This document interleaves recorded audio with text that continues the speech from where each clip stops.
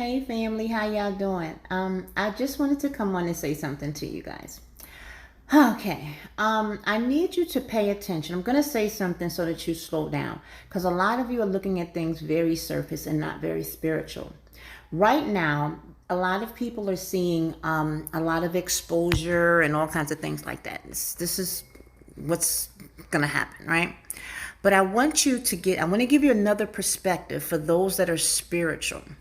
I saw a video over the summer, and it was talking about a man, and many of you may have seen it on the YouTube, but I remember the title was something like, I was married to a 60-year-old witch when I was first born, or something like that. And he said something. I remember, I forgot where I walked in on it. I was visiting family and they were watching it, but I walked in on it, and I don't want to give the impression that I know what the whole thing was, but I know I saw a part of this testimony. But the part that I remember, and for whatever reason I feel like is very relevant, the part I remember is he was saying that this particular witch, she was territorial. She had regions, and he was being raised to get rid of all of the other pastors that were in the area so that he can take the region down. Hear what I'm saying. Do you think it's a strange coincidence that I would see something like that, be remembering that story now as I'm watching so many people getting exposed, but a lot of the exposures don't really have any evidence for anything?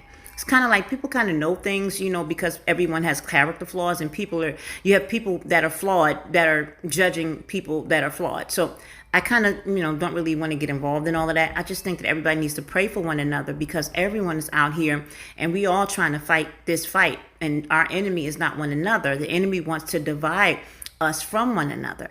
So even though we have character flaws and issues, we have to understand that there is a greater enemy that is influencing a lot of those things, not giving all weight and responsibility, onto the evil one, because we do have a sound mind that God has given us. But some credence needs to be lent to it, especially if we're seeing a crazy thing happen in the United States, where it seems like there's a lot of takedown going down, and a lot of people from other nations are being quiet right now.